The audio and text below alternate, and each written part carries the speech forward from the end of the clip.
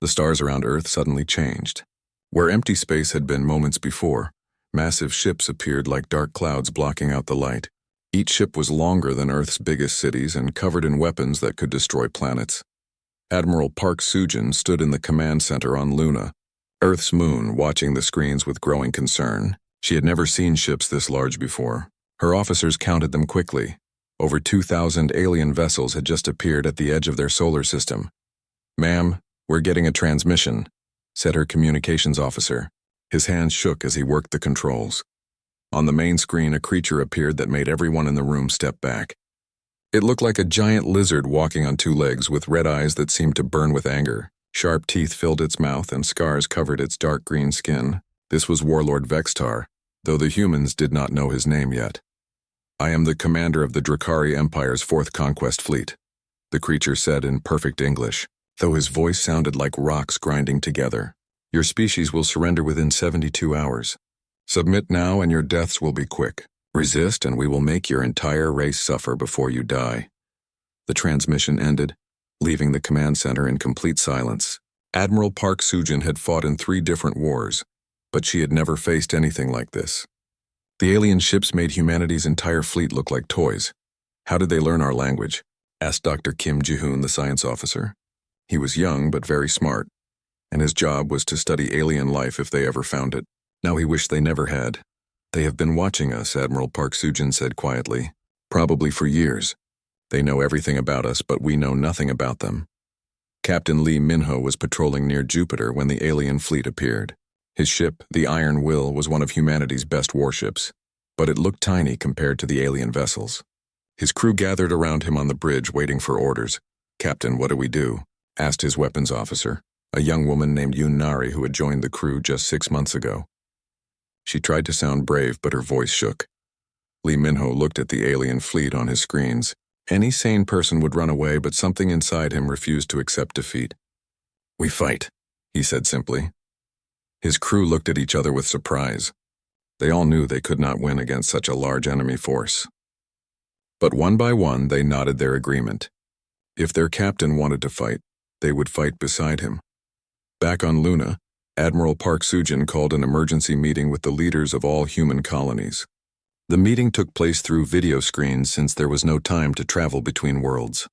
Representatives from 47 different planets appeared on the screens around her. "You have all seen the alien fleet," she began. "They want us to surrender in 3 days. I need to know what each world wants to do." The colony leaders talked among themselves for several minutes. These people had built new worlds from nothing. They had survived disasters, alien diseases, and wars between themselves. They were not the kind of people who gave up easily. Governor Han Yejin of New Geneva spoke first. She was a diplomat who had helped end the last war between human colonies. "On New Geneva, we vote to fight. We will not surrender to aliens who threaten to kill us all." One by one, the other colony leaders gave the same answer. Every single human world chose to fight, even though they all knew they would probably lose. Engineer Choi Dong-woo was working in the shipyards above Earth when he heard about the alien ultimatum. He was building new ships for the human fleet, but his work seemed pointless now. What good were human ships against aliens who could build vessels the size of mountains? But instead of giving up, Choi Dong-woo began thinking about how to make human ships better. He had studied the video of the alien fleet carefully and noticed something interesting. The alien ships were very large and heavily armed, but they moved slowly. Human ships were much smaller and faster. Maybe being small is not always bad, he said to himself as he began drawing new designs. Dr. Kim Ji-hoon spent hours studying the alien transmission, trying to learn everything he could about the creatures who wanted to destroy humanity. He noticed that the alien leader had scars all over his body, suggesting these creatures liked to fight. Their ships all looked the same, which meant they probably all thought the same way. "They are hunters," he told Admiral Park Soo-jin during their private meeting. "They enjoy killing weaker species. But what happens when the prey fights back?" On the alien flagship World Ender, Warlord Vextar was confident that the humans would surrender soon. He had conquered over 300 worlds for the Drakari Empire, and the pattern was always the same. First, he would show his massive fleet to frighten the enemy. Then he would give them time to think about how hopeless their situation was. Finally, they would surrender to save their lives. "How long until the humans contact us with their surrender?" asked his second-in-command scout leader Krindal. 2 days at most, Vextar replied, cleaning his claws with a sharp blade. They are weak creatures. Our scouts have been watching them for years. They fight among themselves over small things. They will not unite to fight us. But Vextar was wrong about humans. In the 72 hours he had given them, humanity did something that surprised everyone, including themselves. Instead of preparing to surrender, they prepared for war. Every human ship in space moved toward Earth to join the defense fleet. Weapons factories worked day and night to build new missiles and guns. Even civilian ships were armed with whatever weapons could be found. When the 3 days ended, Admiral Park Soo-jin sent humanity's response to the alien fleet. It was short and simple. We invite you to try. Warlord Vextar could not believe what he was hearing. No species had ever refused his ultimatum before. These humans were either very brave or very stupid. He would soon find out which one was true. The war for humanity's survival was about to begin. Warlord Vextar stared at the human response message, reading it again and again. In 300 conquests, no species had ever told him to try. They always begged for mercy or offered to become slaves. These humans were different, and that made him angry. They must not understand how powerful we are, he told Scout Leader Krindal. We will show them what happens when inferior beings refuse to obey the Empire. Vextar chose New Geneva as his target. It was a mining colony on the edge of human space with only 2 million people living there. He would destroy it completely to show the other humans what would happen to them if they continued to resist. The attack began 3 days after the human refusal. 50 Drakari warships dropped out of hyperspace above New Geneva and immediately began bombing the planet from orbit. Their energy weapons turned mountains into glass and boiled away lakes in seconds. Governor Han Yejin was in the colony's command center when the first bombs fell. She had been a diplomat before coming to New Geneva, someone who solved problems with words instead of weapons, but now she watched her peaceful world being destroyed, and she felt something change inside her. All civilians to the underground shelters, she ordered through the colony's communication system. This is not a drill. We are under attack. But the people of New Geneva surprised her. Instead of running and hiding, many of them grabbed whatever weapons they could find and prepared to fight. Miners brought explosives from the deep tunnels. Construction workers turned their heavy machines into weapons. Even teenagers too young to join the military picked up guns and stood ready to defend their homes. Colonel Yoon Nari had been visiting New Geneva to train the local defense force when the attack began. She was a small woman, but she had fought in more battles than most soldiers twice her size. When she saw the alien ships in the sky, she knew the colony could not win, but she also knew they had to try. Listen to me, she told the colonists who gathered around her. We cannot fight their ships in space, but if they send soldiers to the ground, we can make them pay for every step they take. The orbital bombing continued for 6 hours. When it finally stopped, much of New Geneva was burning ruins, but the underground shelters had protected most of the population, and the colonists were still ready to fight. Vextar expected the humans to surrender after seeing their cities destroyed. Instead, he received another message from Governor Han Yejin. New Geneva still stands. Come down and take it if you can. This made Vextar even angrier. He sent 10,000 Drakari soldiers to the planet's surface, expecting them to capture the colony in a few hours. The Drakari were bigger and stronger than humans, with thick scales that could stop most bullets.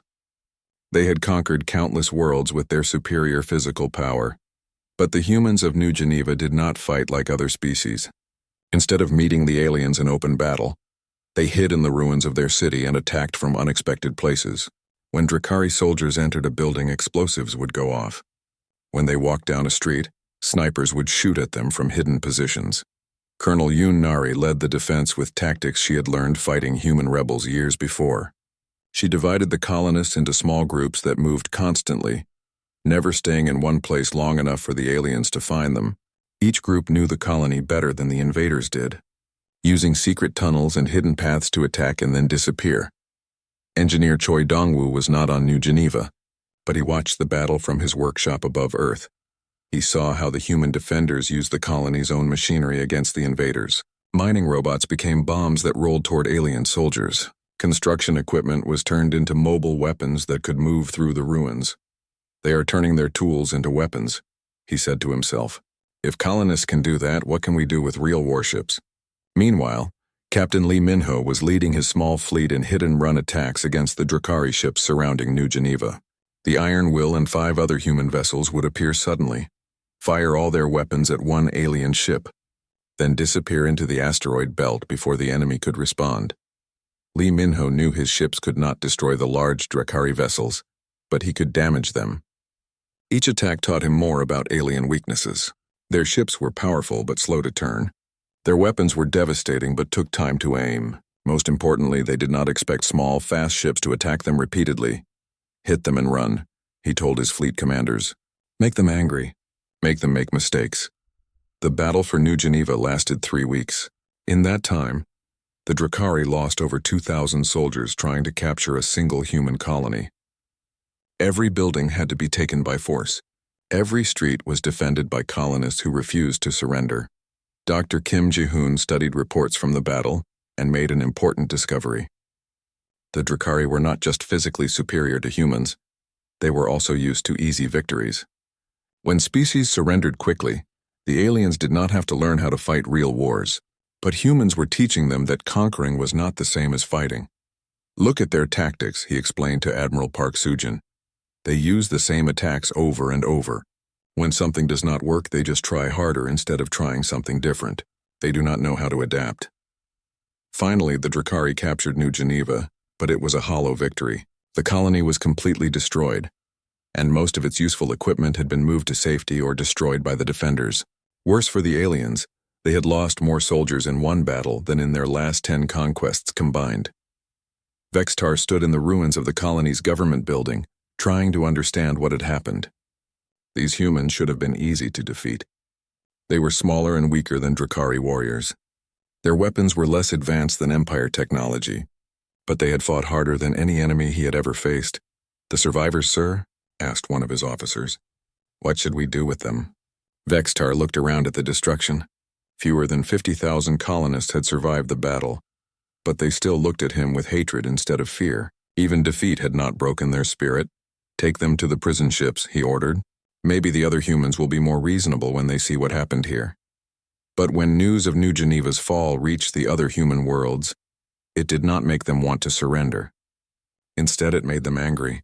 These aliens had destroyed a peaceful mining colony that had never threatened anyone. If the Drakari could do that to New Geneva, they would do it to every human world. Captain Lee Minho received new orders from Admiral Park Soo-jin. Continue attacking the alien fleet around New Geneva, but now focus on rescuing the survivors being taken to prison ships.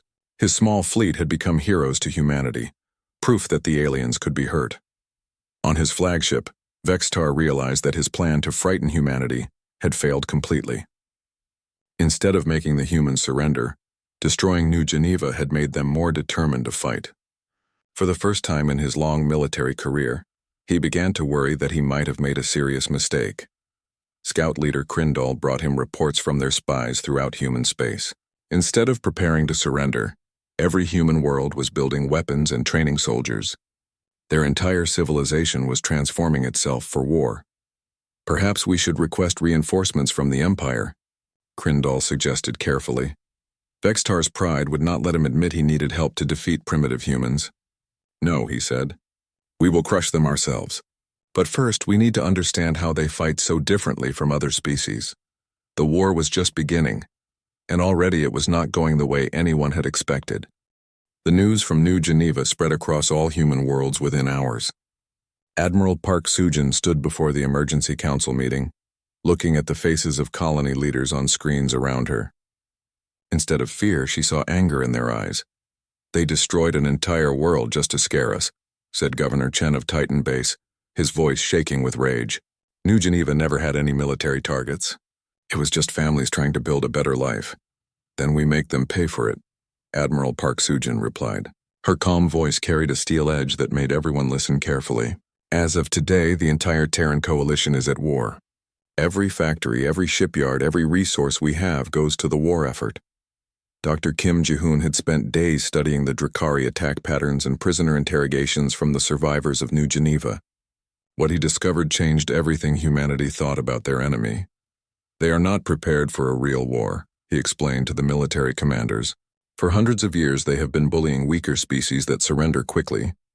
They know how to destroy planets and scare people, but they do not know how to fight an enemy that fights back. Engineer Choi Dong-woo took this information and ran with it. In his workshop above Earth, he worked 20 hours a day designing new weapons and ship modifications. His team of engineers came from all over human space, bringing ideas that no single world could have developed alone. "Look at their ships," he said, pointing to captured video footage. "They are built to look scary and carry huge weapons, but they are not built for fighting other warships. They expect their enemies to run away, not shoot back." The first new human ships rolled out of the orbital shipyards just 6 weeks after New Geneva fell. They were smaller than Drakari vessels but much faster. Instead of trying to match alien firepower, they used speed and numbers to overwhelm individual targets. Captain Lee Min-ho was chosen to test the new ship designs. His iron will had been refitted with Choi Dong-woo's improvements: better engines, smarter weapons, and armor that could absorb energy attacks and use that power to fire back at enemies. "It feels different," he told his crew as they took the upgraded ship on its first mission, "like it wants to fight instead of just survive." Colonel Yoon Nari had escaped from New Geneva during the final battle, but she had not forgotten the colonists who died defending their homes. Now she trained soldiers on every human world, teaching them the guerrilla tactics that had made the Drakari pay so heavily for their victory. "Remember what happened on New Geneva," she told each new group of recruits. "We cannot match them in size or strength, but we can be smarter, faster, and more determined. Every one of them that falls makes the rest more afraid." The war's turning point came when Captain Lee Min-ho's fleet captured a Drakari scout ship intact. The alien vessel had been damaged in a battle and forced to land on an asteroid for repairs. Instead of destroying it, the humans boarded and captured the crew alive. Scout leader Krindal found himself in a human prison cell, facing interrogation by diplomat Han Yejin, who had been rescued from New Geneva and was now helping the war effort. She spoke to him in his own language, which surprised him. "How do you know Drakari speech?" he demanded. "We are fast learners," Han Yejin replied calmly. "We have been studying your people ever since you arrived. Tell me, how many worlds has your empire conquered without a fight?" Krindal's pride made him boastful. "Hundreds. Most species beg for mercy when they see our fleet. They know they cannot win against the Empire's power. But you have never fought a war that lasted more than a few weeks," Han Yejin observed. "What happens when your enemy does not surrender? What happens when they get stronger instead of weaker?" The captured scout ship gave humanity its greatest intelligence prize. Dr. Kim Ji-hoon's team took it apart piece by piece, learning how Drakari technology worked. More importantly, they discovered that the aliens had very rigid thinking patterns. Their tactics manual had not been updated in over 50 years because they never needed new ideas. They always do the same things in the same order. Dr. Kim Ji-hoon reported to Admiral Park Soo-jin. "First they show their fleet to frighten enemies. Then they demand surrender. If that fails, they attack the weakest target to make an example. They have no plan for what to do if none of that works." Engineer Choi Dong-woo used the captured alien technology to upgrade human weapons even further. But instead of copying Drakari designs, he improved them.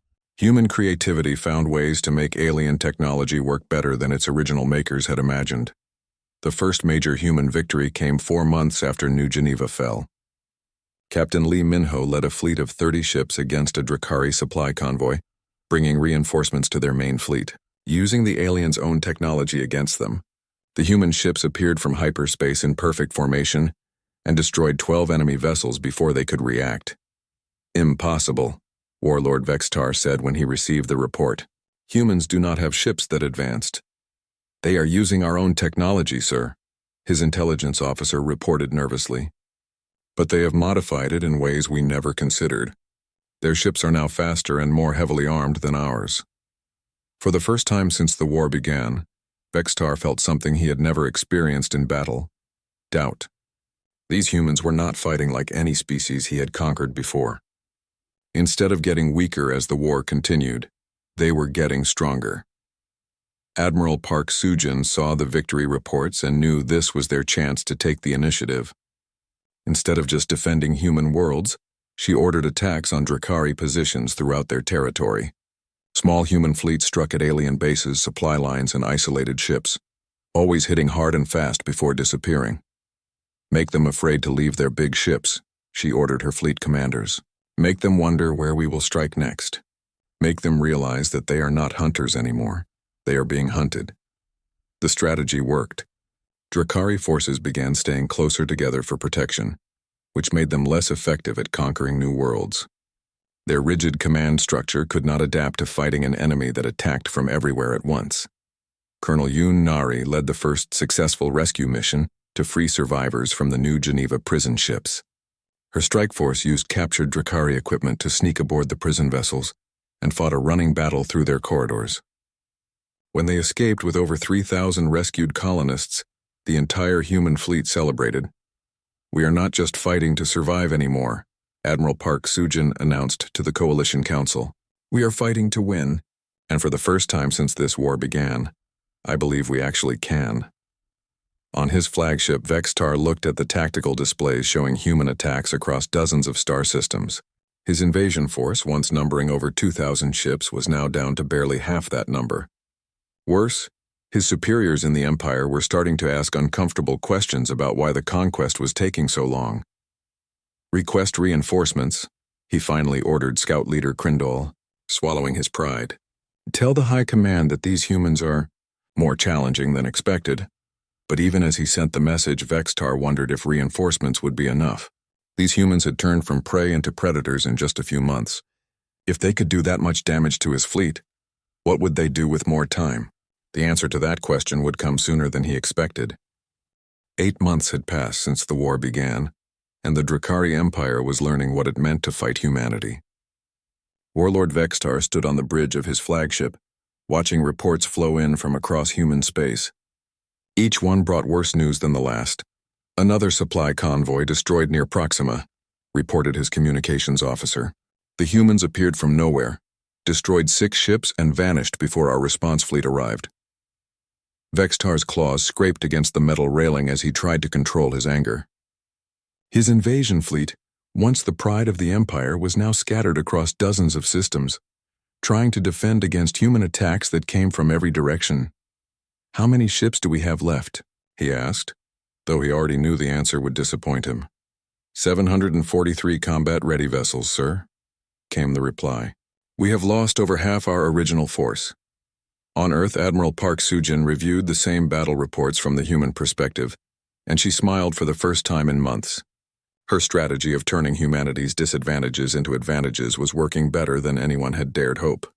"Show me the latest intelligence on their fleet movements," she told Dr. Kim Ji-hoon, who had become her chief strategic advisor, as well as xenobiology expert.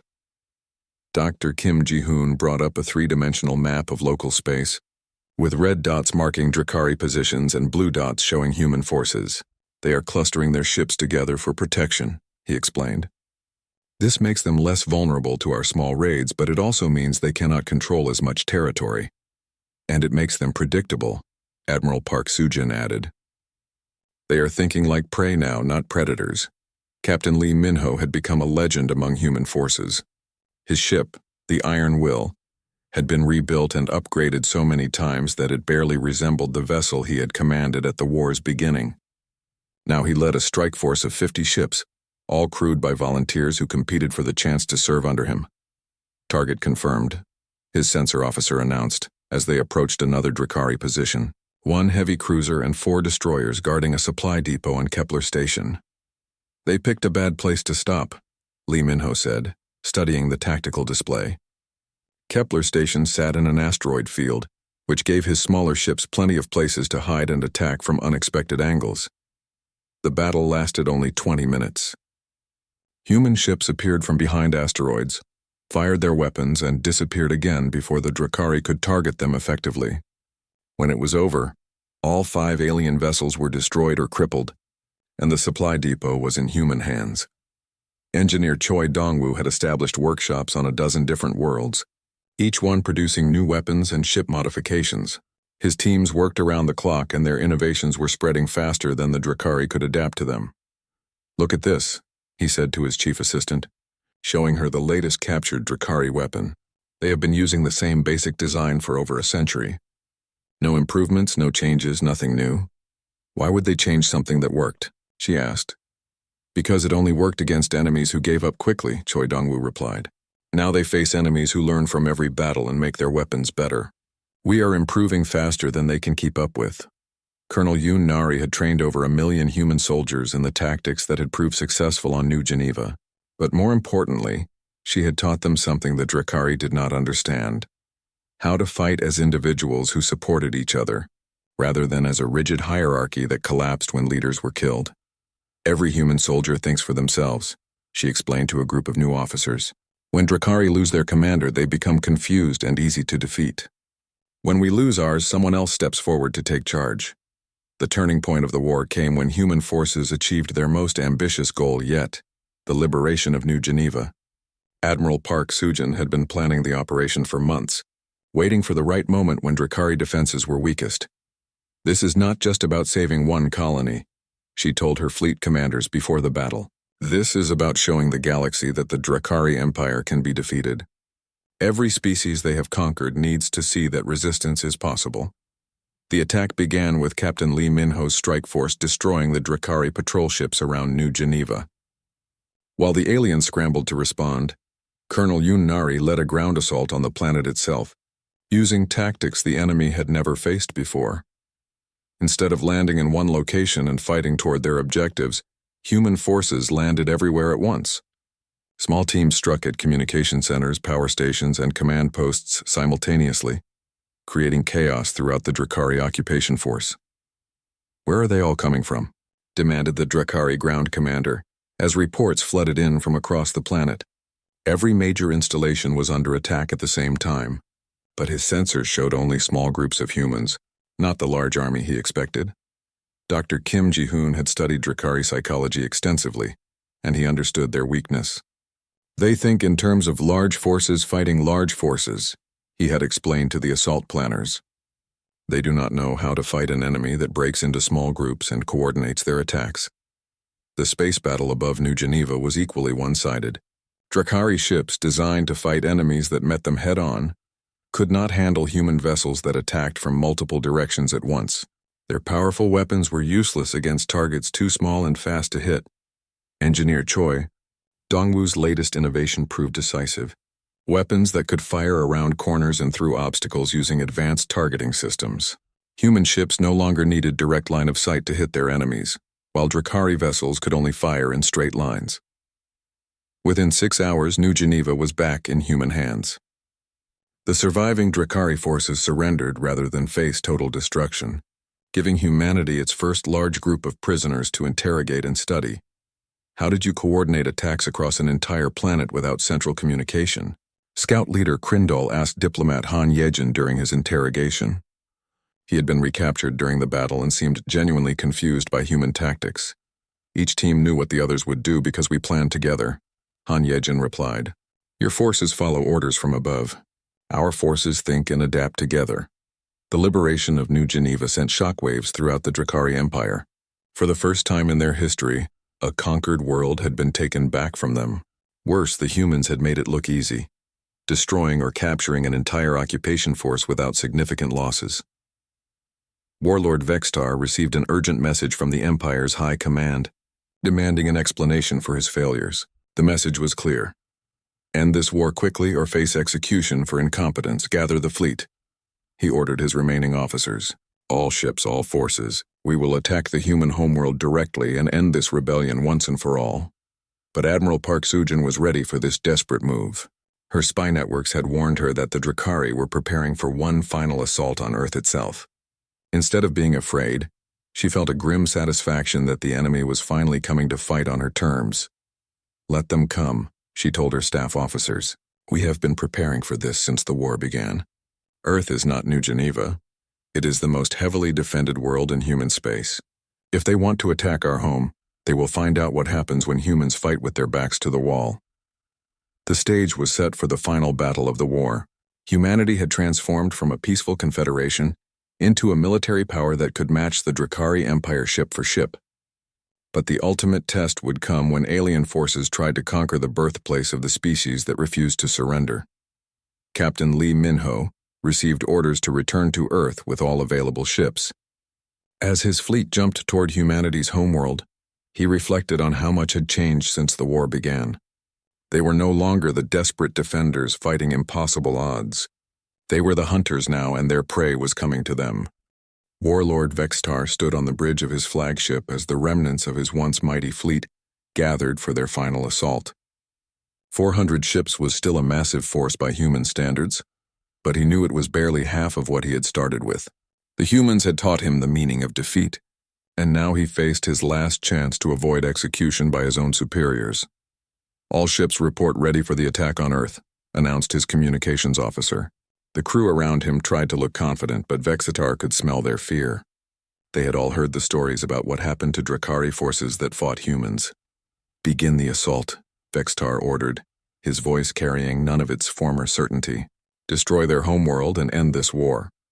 The Drakari fleet dropped out of hyperspace at the edge of Earth's solar system, expecting to find a lightly defended planet, protected by whatever human ships had survived their previous battles. Instead, they found something that made even veteran warriors step back in shock. Earth was surrounded by the largest defensive fleet in human history. Over 800 ships of every size and type formed protective rings around humanity's homeworld. Military vessels flew alongside converted cargo ships, passenger liners armed with improvised weapons, and even private yachts crewed by volunteers who refused to let their planet fall. Admiral Park, Sujin, watched the alien fleet arrive from her command center on Luna. She had been preparing for this moment for months, turning the entire solar system into a fortress that would make the Drakari pay for every kilometer they advanced. "All ships. This is Admiral Park," she announced over the fleet communication channel. "Today we fight not just for Earth, but for every human world that will exist in the future. Show them what happens when they threaten our home." Dr. Kim Ji-hoon stood beside her, studying the enemy formation. "They are making the same mistakes," he observed. "Large ships in predictable formations, expecting us to meet them in traditional battle. They still do not understand how we fight. The battle began when Drakari ships opened fire on the outer defense platforms protecting Earth's moon. Their massive energy weapons carved through space, destroying several human installations in brilliant explosions. But instead of breaking human morale, the attacks only made the defenders more determined. Captain Lee Minho led the counterattack from the bridge of his iron will. His ship had become a symbol of human resistance, upgraded and modified so many times that it was now more powerful than ships twice its size. Behind him flew 50 of humanity's best vessels, all commanded by officers who had learned to fight the Drakari way. "Remember your training," he told his fleet commanders. "Hit them fast, hit them hard, and do not let them predict where you will strike next." The human ships scattered in all directions, using the solar system's natural obstacles to their advantage. They hid behind asteroids, used the gravity of planets to slingshot into attack positions, and appeared from directions the Drakari never expected. Colonel Yoon Nari commanded the defense of Luna's surface installations. When Drakari ground forces landed on the moon, they expected to capture the facilities quickly. Instead, they found themselves fighting human soldiers who had spent months turning every building into a fortress. "This is for New Geneva," she whispered, as she personally led an assault on a Drakari landing ship. Her soldiers followed her without question, driven by memories of all the humans who had died in this war. Engineer Choi Dong-woo had one final surprise for the aliens. The orbital shipyards around Earth, which appeared to be defenseless industrial facilities, suddenly transformed into massive weapons platforms. Construction equipment became guns, manufacturing robots became missile launchers, and the entire industrial complex became a fortress that could defend itself.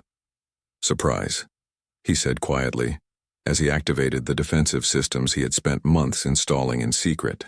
The shipyards opened fire with weapons the Drakari had never seen before, turning their own construction techniques into tools of war.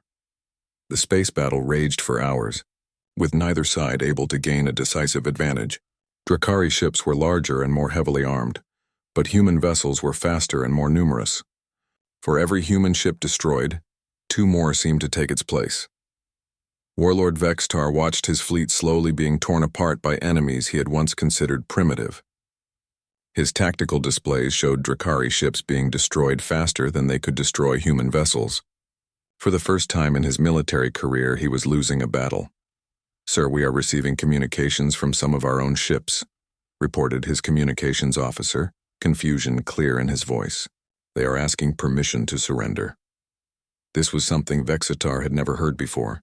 Drukhari warriors did not surrender. They fought until victory or death. But these humans had done something to his forces that no enemy had ever managed. They had broken their will to fight. Dr. Kim Ji-hoon had anticipated this moment. Working with diplomat Han Yejin, they had been broadcasting messages directly to individual Drukhari ships, bypassing their command structure. The messages were simple but effective. Surrender now and live, or follow your leaders to certain death. Your empire sent you here to die for their pride, the broadcasts said in perfect Drukhari language. But you do not have to die for leaders who never cared about your lives. The humans offer you a choice your own commanders never gave you. One by one, Drukhari ships began to surrender, their crews realizing that continuing to fight would only get them killed for no purpose. Some tried to flee back to hyperspace, only to find human ships waiting for them at every escape route. The turning point came when Captain Lee Minho's fleet surrounded Warlord Vexitar's flagship. The massive vessel was still dangerous, but it was outnumbered 20-1 by human ships that attacked from every direction at once. Warlord Vexitar, came a transmission from the Iron Will. This is Captain Lee Minho of the Terran fleet. Your invasion has failed. Your ships are destroyed or surrendering. Surrender now and your crew will be treated according to our laws of war. Vexitar looked around his bridge at the faces of his remaining officers. They all knew the battle was lost. Their empire's greatest invasion fleet had been destroyed by the species they had expected to conquer in a few days. "Sir?" asked his second-in-command quietly. "Your orders?" For a long moment, Vexitar said nothing. His entire life had been built around Drukhari superiority and the inevitability of their victories. Now he faced something his culture had never prepared him for. Total defeat by enemies he had considered inferior. "Signal the human fleet," he finally said, his voice barely above a whisper. "We surrender. The Battle of Earth was over. Of the 400 ships that had attacked humanity's homeworld, fewer than 50 escaped back to Drukhari space. The rest were destroyed, captured, or surrendered. The invasion force that was supposed to end human resistance had instead ended the Drukhari Empire's reputation for invincibility." Admiral Park Sujin stood in the same command center where she had first heard the alien ultimatum over a year ago. But now, instead of watching enemy ships threaten her world, she was accepting their surrender. "The war is over," she announced to the Terran Coalition Council. "Earth is safe and humanity is free." But the victory was about more than just survival. News of the human victory spread quickly to all the worlds the Drukhari Empire had conquered. Species that had been slaves for generations began to rebel, inspired by the example of humans who had refused to surrender and won their freedom through determination and courage. 3 years later, Dr. Kim Ji-hoon stood in the same laboratory where he had first studied Drukhari transmissions. But now he was working with former enemies, including scout leader Krindal, who had chosen to help build a new galactic civilization based on cooperation rather than conquest. "Your people did something remarkable," Krindal told him during one of their research sessions. "You showed the galaxy that the Empire could be defeated. Without that example, my people would still be slaves to their own military leaders." Captain Lee Minho commanded a joint fleet of human and former Drukhari vessels, patrolling space that had once been the Empire's territory. Many of his officers were aliens who had chosen freedom over the old ways of conquest and oppression. Colonel Yoon Nari ran training centers where humans taught defensive tactics to newly liberated species, showing them how to protect themselves from future empires that might try to conquer them. Engineer Choi Dongwoo worked with alien scientists to develop technology for exploration and building, rather than conquest and destruction. The same creativity that had won the war was now being used to improve life for everyone. Admiral Park Sujin, now commanding the combined fleets of the Galactic Federation, reflected on how much had changed since that first alien ultimatum. Humanity had not only survived an impossible war, but had inspired other species to claim their own freedom. The Empire had expected surrender and found war at humanity's gates. But more than that, they had found something that would outlast any empire: the refusal to accept defeat and the determination to fight for freedom, no matter the odds. In the end, it was not superior weapons or larger fleets that had won the war. It was the simple human belief that some things were worth fighting for.